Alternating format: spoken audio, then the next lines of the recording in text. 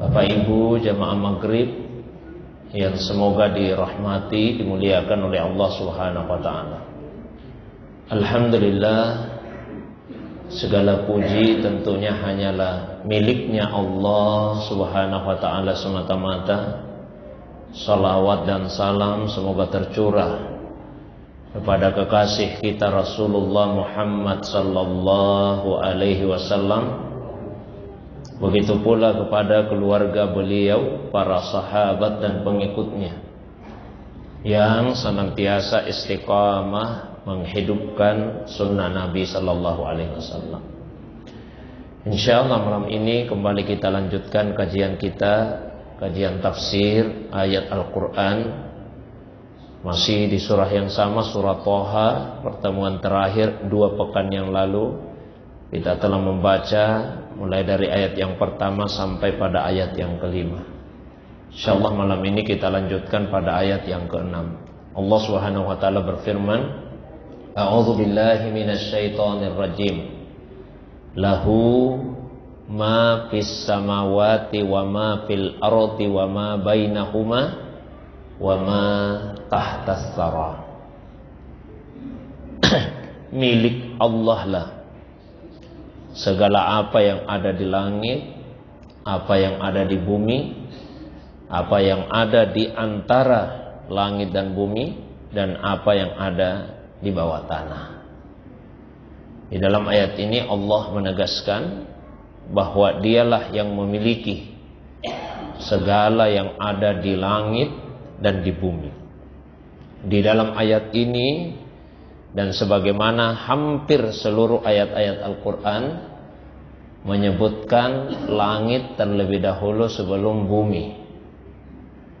Hal yang berbeda kita jumpai pada ayat yang keempat. 2 ayat sebelumnya, di ayat yang keempat Allah Subhanahu wa ta'ala menyebutkan bumi terlebih dahulu sebelum langit. Di ayat keempat, tanzilan mimman khalaqal arda was samawatil ula. Al-Quran diturunkan dari Allah yang menciptakan bumi dan langit.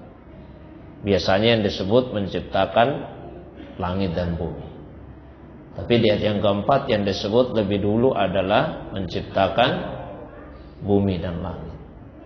Mengapa demikian? Salah satu hikmah yang dikemukakan oleh ulama, karena konteks yang dibicarakan dalam ayat ini adalah turunnya Al-Quran. Dan Al-Quran itu diturunkan terutama untuk manusia yang tinggal di bumi.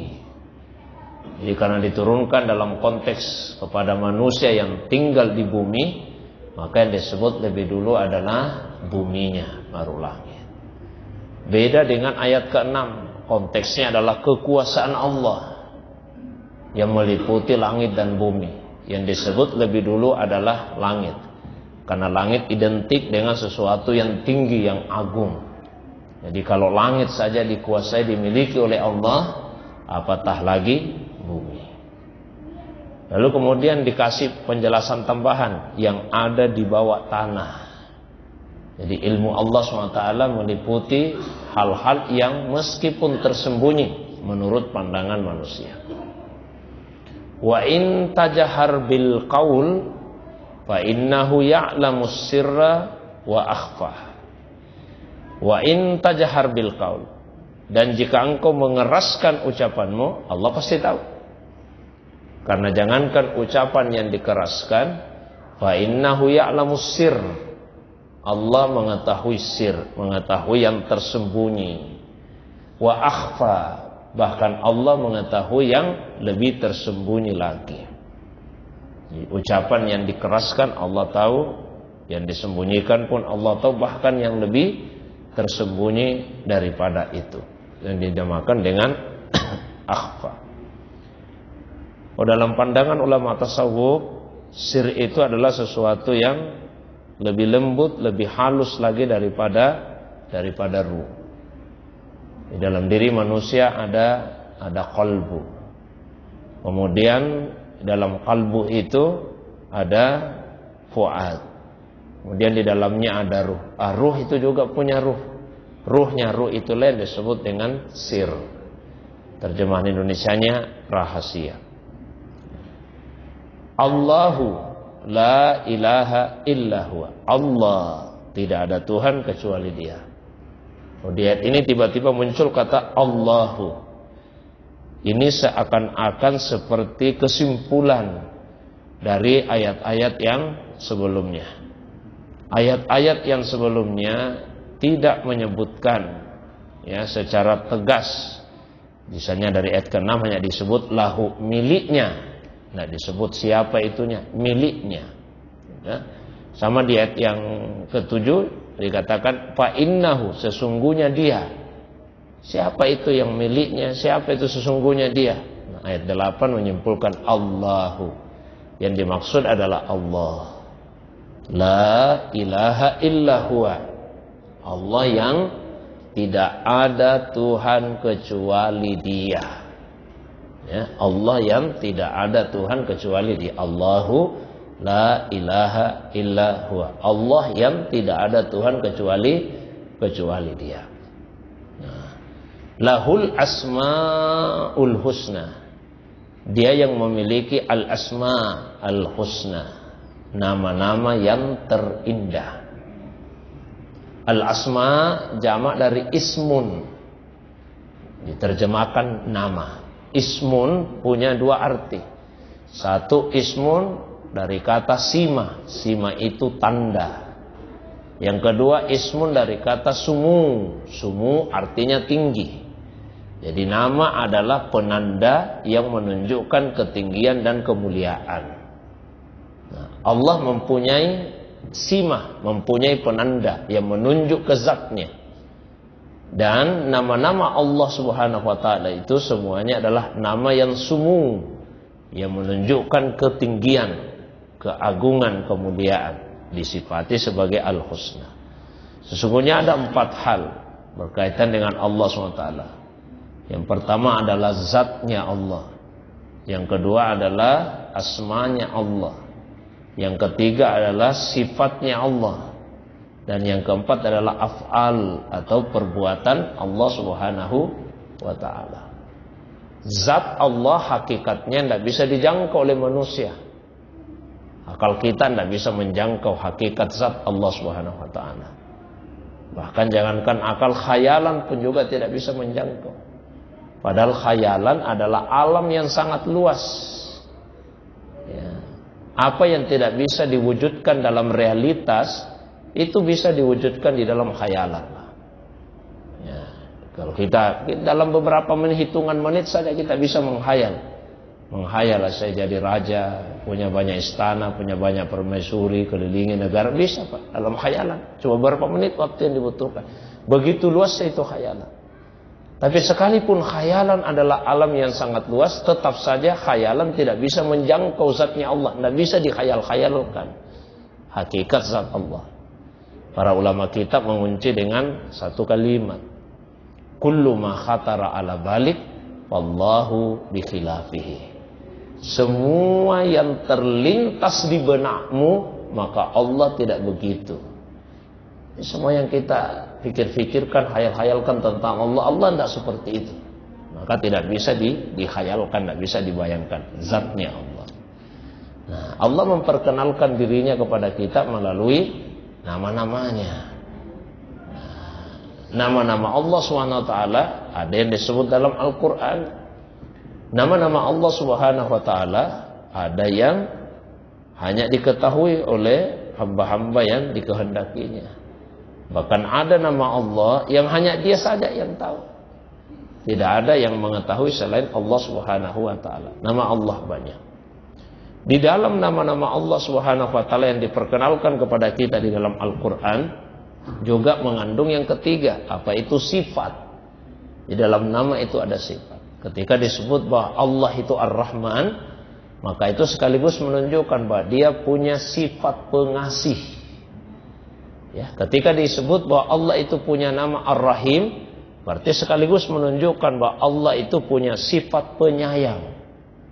Ketika dikatakan bahwa Allah itu punya sifat Al-Malik, punya nama Al-Malik, berarti sekaligus menunjukkan bahwa Allah punya sifat kuasa. Ketika dikatakan bahwa Allah itu punya nama Al-Quddus, berarti Allah punya sifat yang suci. Ketika dikatakan bahwa Allah itu punya nama As-Salam, berarti Allah punya sifat menyelamatkan. Jadi semua nama itu mengandung sifat. Secara garis besarnya sifat-sifat Allah terbagi dua. Ada sifat-sifat yang menunjukkan kamaliyah, ya. Ada sifat-sifat yang menunjukkan jamaliyah, keindahan, dan ada sifat-sifat yang menunjukkan jalaliyah, keagungan. Perpaduan dari jalaliyah dan jamaliyah itulah sifat kamaliyah, kesempurnaan. Jadi sifat-sifat jamaliyah, sifat-sifat yang membuat kita cenderung kepadanya. Misalnya dikatakan Allah pengasih, kita cenderung kepada Allah yang Maha Pengasih. Dikatakan bahwa Allah itu penyayang, kita cenderung kepada Allah yang penyayang. Disebutkan bahwa Allah itu Ghafur, Maha Pengampun, kita cenderung kepada Allah yang Maha Pengampun. Dikatakan bahwa Allah itu Afu, kita cenderung kepada Allah yang Maha Pemaaf. Itu sifat-sifat jalaliyah, sifat-sifat jamaliyah, keindahannya Allah, keindahan yang membuat kita cenderung menuju kepada Allah SWT. Nah, kalau sifat-sifat jalaliyah, sifat-sifat keagungan yang membuat kita itu tunduk di hadapan Allah SWT. Dikatakan Allah itu Qahar, Maha Perkasa. Allah itu Qadir, Maha Kuasa. Ya, Allah itu Sadidul Azab, keras siksaannya. Ini bukan sifat yang membuat kita cenderung kepadanya, tapi sifat yang membuat kita tunduk di hadapan Allah Subhanahu wa taala.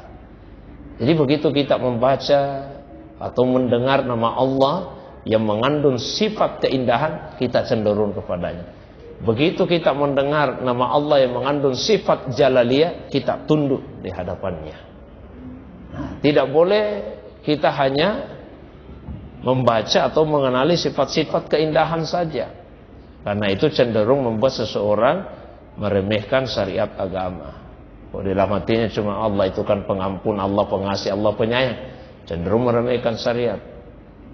Tapi kalau di dalam hati hanya sifat-sifat jalaliyahnya Allah, keagungannya Allah, maka kita menjadi seperti tidak semangat menjalani hidup, ketakutan, kecemasan kita menjalani hidup. Maka di dalam hati mesti hadir dua macam sifat-sifat Allah itu. Sifat-sifat keindahannya yang menumbuhkan pengharapan kepada Allah, dan sifat-sifat keagungannya yang menumbuhkan rasa khauf, rasa takut kepada Allah SWT. Itu nama dan sifatnya Allah. Kemudian Allah SWT punya af'al, punya perbuatan. Seluruh alam semesta makhluk ini adalah af'alnya Allah Subhanahu wa taala. Itulah yang dimaksud dalam Al-Qur'an, fa aina ma tuwallu fasamma wajhullah. Kemanapun kalian menghadap, disitulah wajahnya Allah. Maksudnya wajahnya Allah, tajallinya Allah Subhanahu wa taala. Ya, seluruh makhluk itu tajalli Allah Subhanahu wa taala. Kalau kira-kira tajalli ini bahasa Indonesia kan pantulan, refleksi, cerminan dari Allah Subhanahu wa taala. Karena kalau tidak ada Allah Subhanahu wa taala, maka tidak akan ada makhluk. Jadi makhluk itu kalau bahasa ulama yang lain adalah zil, seperti bayang-bayang Allah Subhanahu wa taala. Maka untuk mendekatkan diri kita kepada Allah, pelajarilah nama-namanya. Karena nama-nama itulah yang diperkenalkan kepada kita. Pelajarilah sifat-sifatnya Allah. Pelajarilah perbuatan Allah SWT yang termanifestasikan pada ciptaan-ciptaannya itu. Nah, itu akan mengantarkan kita untuk mengenali Allah Subhanahu wa taala. Kemudian ketika berdoa kepada Allah SWT, berdoalah dengan menyebut nama-namanya yang terindah itu. Dalam Al-Quran Allah SWT berfirman, walillahil asma'ul husna fad'uuhu biha.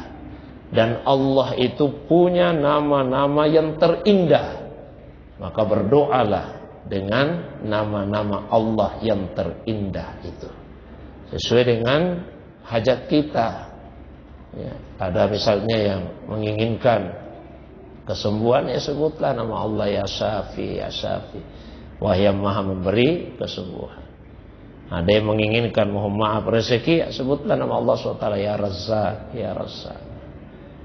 Ya.